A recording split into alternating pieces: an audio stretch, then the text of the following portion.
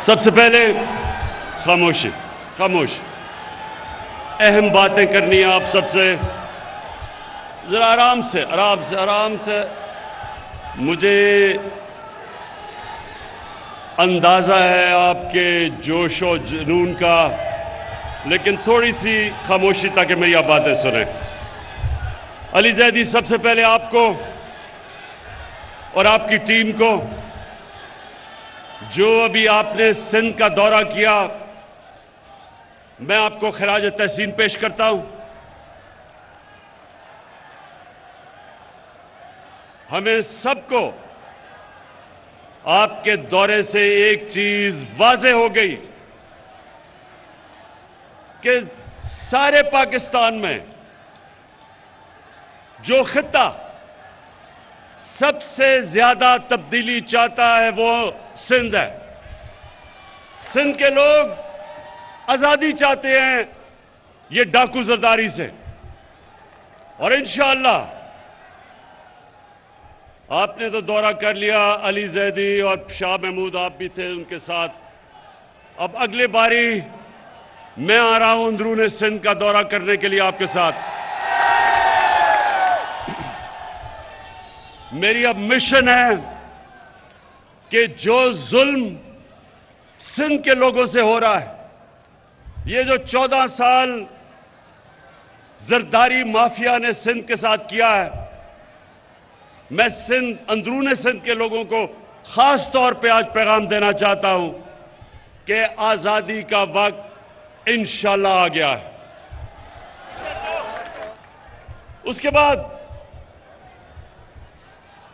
कराची के लोगों के लिए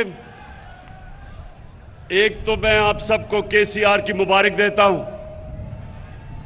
क्योंकि केसीआर अभी बनने वाली है। अभी तो ग्रीन लाइन, खैर उसकी मुबारक देता हूं, ग्रीन लाइन आ चुकी है, लेकिन अभी जो हमारा कराची का पैकेज आपके सामने आता जाएगा, और मेरा ये यकीन है कि कभी कराची में किसी गवर्नमेंट ने, फेडरल गवर्नमेंट ने कभी वो काम नहीं किए जो इंशाल्लाह हम करने जा रहे हैं। मुझे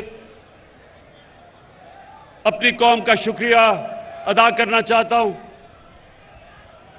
कि पाकिस्तान की तारीख का सबसे ज्यादा टैक्स उन्होंने हमारी हुकूमत को दिया, रिकॉर्ड टैक्स कलेक्शन की, और उसकी वजह से हमें तौफीक मिली कि हम अपनी आवाम के ऊपर बोझ कम करें।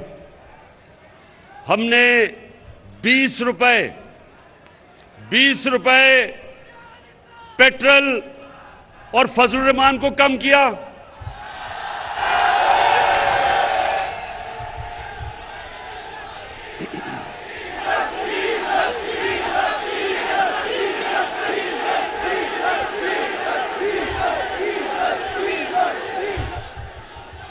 डीजल सस्ता किया, 5 रुपए यूनिट बिजली सस्ती की, जब दुनिया में दोनों की कीमतें ऊपर जा रही हैं। आज आपको हैरत होगी ये सुन के कि पाकिस्तान में पेट्रोल और फजलुर रहमान दुबई से ज्यादा सस्ता है। दुबई में अपनी उनकी जमीन से तेल निकलता है, पाकिस्तान इंपोर्ट करता है। उसके बावजूद, क्योंकि मेरी कौम ने मुझे रिकॉर्ड टैक्स दिया, मैंने उसका टैक्स का फायदा अपनी कौम को पहुंचाया और महंगाई से आपको बचाया। और उसके अलावा अल्लाह का शुक्र है कि हमारा मुल्क सही रास्ते पे निकल गया है। जब तक एक मुल्क की एक्सपोर्ट्स नहीं बढ़ती, मुल्क की दौलत में इजाफा नहीं होता, तो पाकिस्तान की तारीख में सबसे ज्यादा एक्सपोर्ट्स, सबसे ज्यादा टैक्स कलेक्शन, सबसे ज्यादा रेमिटेंसेस और 4 फसलों की सबसे ज्यादा पैदावार हमारे दौर में पिछले साल हुआ। तो अल्लाह का शुक्र है कि हमारा मुल्क सही रास्ते पर निकल गया, और शायद इसीलिए ये जो डाकुओं का गुलदस्ता है, इनको खौफ आना शुरू हो गया है कि ये हर मुश्किल से ये गवर्नमेंट निकलती गई। पहले दिवालिया वाली हुकूमत मिली, बैंकरप्ट, उससे मुल्क को बचा लिया। फिर सदी में एक दफा इतना बड़ा बुरान आता है जो कोरोना वायरस का आया, अल्लाह ने उसे हमें निकाल दिया। उसके बाद अफगानिस्तान का मसला आया, उसकी वजह से या डॉलर के ऊपर प्रेशर पड़ा क्योंकि डॉलर उधर जाना शुरू हो गया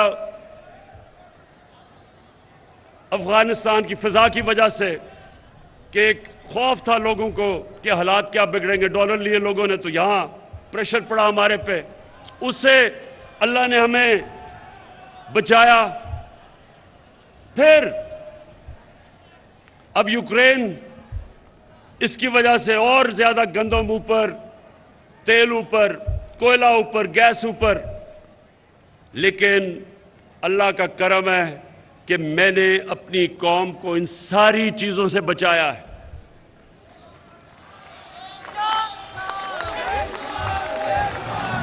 अब आज जो मैं आपके सामने बात करना चाहता हूं, मेरे बाशऊर कारकुनों, अब जरा आराम से सुने।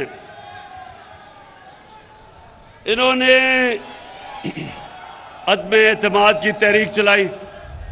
अदम एतमाद का इन्होंने असेंबली के अंदर हमारे खिलाफ दर्ज कर दिया। मैं आज अपनी टीम को बता रहा था कि इन्होंने वो काम किया है जो मैं अल्लाह से दुआ मांग रहा था कि ये करें। असल में सुने देखिए, एक कहावत है कि जब गीदड़ की मौत आती है तो वो शहर की तरफ भागता है। तो ये चोरों के टोले की जो इंशाअल्लाह, मैं ऊपर वाले के ऊपर एतमाद है, इनकी जो सियासी मौत आई है, इन्होंने अदम एतमाद कर दिया है। एक मिनट, कराची के सुनो तो सही, सुनो सुनो सुनो सुनो। कराची के कारकुनों, देखो, आपका जो चेयरमैन है पार्टी का, उसको दुनिया की क्रिकेट की तारीख में 5 या 6 टॉप कप्तानों में माना जाता है। सुने सुने सुने अभी। और क्यों माना जाता है? क्योंकि क्रिकेट में कप्तान की कामयाबी का राज क्या होता है कि वो पहला दिन जब टेस्ट का शुरू होता है तो तब से वो प्लानिंग करता है कि दूसरे दिन क्या होगा, तीसरे दिन क्या होगा, चौथे दिन और 5वें दिन मैच उसने कैसे जीता है। अगर उसमें ये सलाहियत ना हो, वो कामयाब कप्तान नहीं बन सकता। तो मैं बड़ी देर से इंतजार कर रहा था ये चोरों के टोले की, ये डाकुओं की। 25 साल से जद्दोजहद कर रहा हूं, 25 साल से इन चोरों के खिलाफ मैं जहाद कर रहा हूं। ये पॉलिटिक्स नहीं कर रहा, जहाद कर रहा हूं, क्योंकि मैं अपने मुल्क के लिए इन चोरों के खिलाफ लड़ रहा हूं। तो मैं, अब जरा सुने, अब मैं इंतजार कर रहा था कि ये हर 2 महीने के बाद चोर इकट्ठे होते हैं। जी, आज गवर्नमेंट गई, कल गई, धरना हुआ, धरना उठा, लॉन्ग मार्च हुई। तो मैं ये 3.5 साल से मुल्क को संभाल रहा था, जो चोरी और दिवालिया निकाल के अरबों डॉलर चोरी करके ये मुल्क का बाहर लेके गए, तो हम उस मुल्क को संभाल रहे थे। लेकिन हर 2 महीने के बाद जी, अब गवर्नमेंट गई, कल गई। तो मैं सोच रहा था कि अल्लाह, ये किसी तरह ना मेरे, इनकी गर्दन मेरे हाथ में किसी तरह आ जाए। तो अब अल्लाह, सुने तो सही।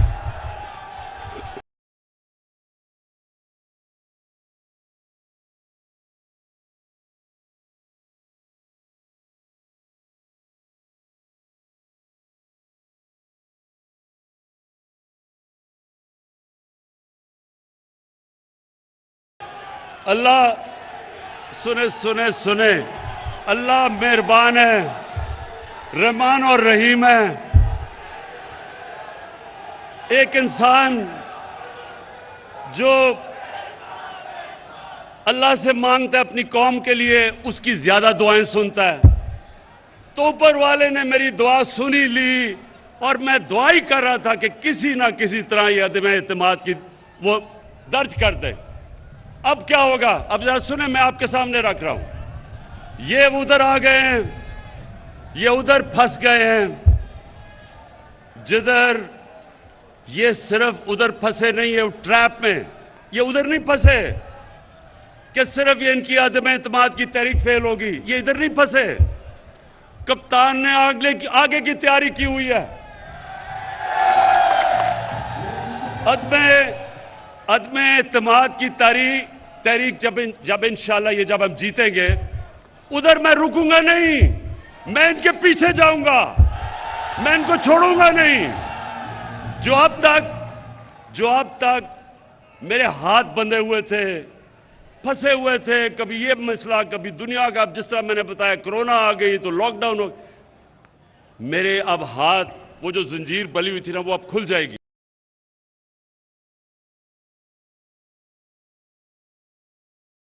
सुने जरा, सुने, पहला मेरा टारगेट होगा जिसके ऊपर बड़ी देर से, जो मेरी बंदूक की नशिस्त पे बड़ी देर से उसके ऊपर आया हुआ, वो है आसिफ अली जरदारी।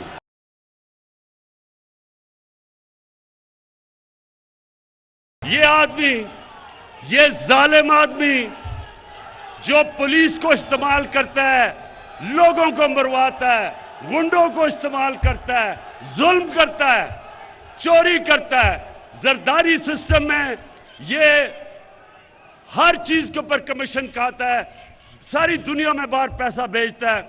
आसिफ जरदारी, तुम्हारा वक्त आ गया। अब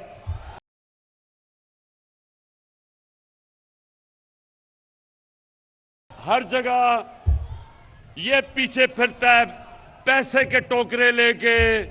20-20 करोड़ की इसने रकम हमारे लोगों को खरीदने के लिए रखी हुई है। मुझे एक आदमी ने, मेरे मेहमान ने कल आके बताया, जी मुझे उन्होंने 20 करोड़ रुपया ऑफर किया। मैंने कहा ले लेता, पकड़ लो पैसे, हराम का पैसा पकड़ लो, और उसके बाद कोई पनाहगाह खोल देना, कोई लंगर खोल देना, कोई यतीम खाना खोल देना, सवाब मिलेगा तुम्हें।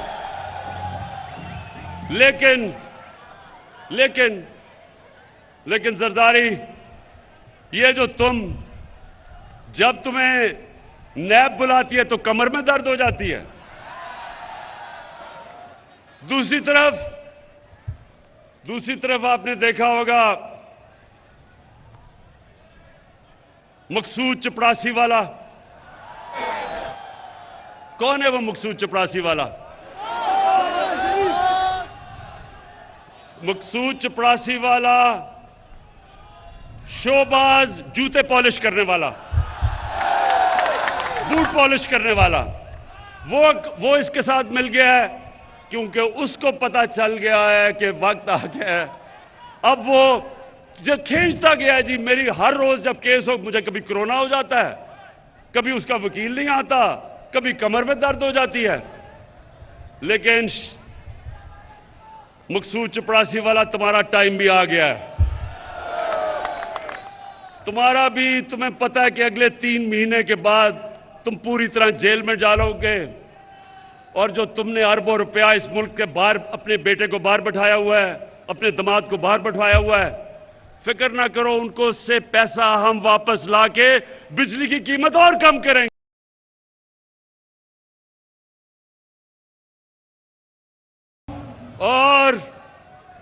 और फिर इनके साथ मिल गया है डीजल। सुने जरा, अब ये सुने, अब इन तीनों की शक्लें देखो, ये निकले क्यों हैं? मुल्क को बचाने के लिए। ये चोर जो 30 साल इस मुल्क का खून चूसते रहे हैं, अब इकट्ठे हो गए हैं कि जी मुल्क को इमरान खान से बचाना है, मुल्क को नहीं आपने बचाना, अपने आप को बचाना है इमरान खान से। फजलू सुन लो, क्योंकि मौलाना इसको कहना गुनाह है, इसको मौलाना कहना गुनाह है। डीजल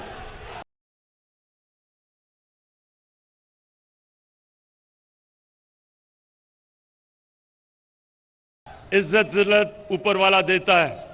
अब देखें, एक दीनी आदमी, जो कभी भी दीनी आदमी को तो अल्लाह की वो बातें करता है, अल्लाह को तो उसको इज्जत देनी चाहिए।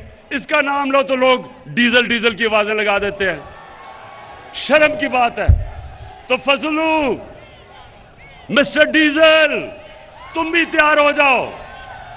इसने कहा, जब इसको नैब ने बुलाया, इसके पास अरबों रुपए के असासे हैं, पता नहीं किधर से आए, क्योंकि काम तो ये कोई करता ही नहीं है। तो जब नैब ने इसको बुलाया तो कहता मैं 2000 लोग लेके चला जाऊंगा। नैब को डरा दिया इसने। फजलू, तैयार हो जाओ, ये जब फेल होगी, ये जब आपकी फेल होगी और इंशाल्लाह होगी, तो उसके बाद अगर 2000 लोग तुम नैब के बाहर लेके आओगे, 1 लाख लोग मैं लेके आऊंगा।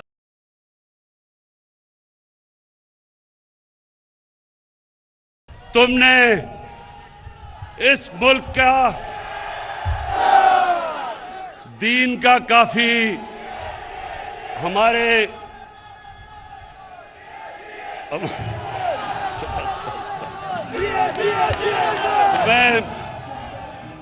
मैं अभी सुने इंशाल्लाह अभी मैं जुमे को दीर जा रहा हूं। दीर के लोगों ने मुझे बुलाया हुआ है। इतवार को मैं पंजाब में हाफिजाबाद जा रहा हूं। मैं अपनी कौम को, सारी कौम को बताऊंगा कि ये जो चोरों का टोला है, इसके खिलाफ जंग इमरान खान अकेले की नहीं है, हर बच्चे बच्चे की जंग है इन चोरों के खिलाफ।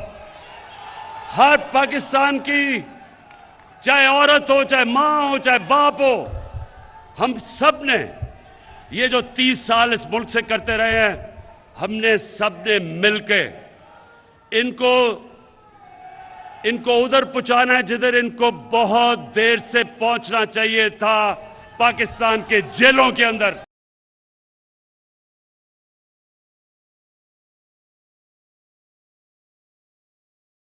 आसिफ जरदारी, और खुदा का वास्ता है, ये अपने बेटे को खुदा के वास्ते उर्दू तो सिखा दो। 15 साल हो गए हैं, बारिश आता है 15 साल के बाद, चीनी उगता है। खुदा का वास्ता है, मैंने अंग्रेजों को 2 साल में उर्दू सीखते देखा है। 15 साल हो गए हैं, कभी इसे यही नहीं पता कि लड़की आता है या आती है, इसे ये भी नहीं पता अभी तक। और ये टोला, ये चोरों का टोला मुल्क को बचाने के लिए निकला है। ये उधर आ गए। फिर से मैं कहता हूं, जब इन करप्ट चोरों की मौत आती है तो ये आज असेंबली की तरफ जो आ रहे हैं, अल्लाह तेरा लाख लाख शुक्र है कि तूने मेरी दुआएं कबूल कर ली हैं।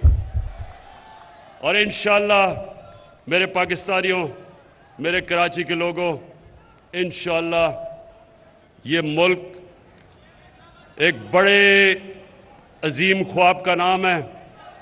इस मुल्क बनने के ऊपर जो नारा लगा था वो ये था कि पाकिस्तान का मतलब क्या? ला इलाहा इल्लल्लाह। अल्लाह के सिवा हम कभी किसी के सामने नहीं झुकते। और ये डाकू जिन्होंने पैसे चोरी करके बाहर रखे हुए हैं, ये हर बाहर से ताकतों के सामने ये झुकते रहे हैं। इस मुल्क के ऊपर